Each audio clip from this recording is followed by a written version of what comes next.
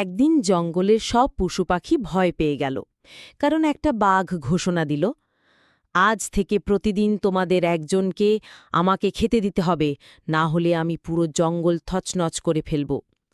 সবাই দুঃখী হয়ে বসে আছে। তখন ছোট্ট খরগোশ উঠে দাঁড়িয়ে বলল, চিন্তা করো না, আজ আমি বাঘকে সামলাব। সবাই অবাক, এত ছোট্ট খরগোশ কিভাবে বাঘকে হারাবে? খরগোশ আস্তে আস্তে গিয়ে বাঘকে বলল, রাজা, তোমার জন্য আমি এসেছি, কিন্তু পথে আরেকটা বাঘ দাঁড়িয়ে আছে, সে বলছে সেই আসল জঙ্গলের রাজা। বাঘ গর্জে উঠল, কি, আমার জঙ্গলে আরেকটা বাঘ? খরগোশ তাকে একটা কুয়োর পাশে নিয়ে গেল, বলল, এই যে ওই কুয়োর ভেতরেই লুকিয়ে আছে বাঘটা। বাঘ কুয়োর ভেতর তাকিয়ে নিজের প্রতিবিম্ব দেখল, রাগে গর্জে উঠে ঝাঁপ দিল ভেতরে, আর বের হল না।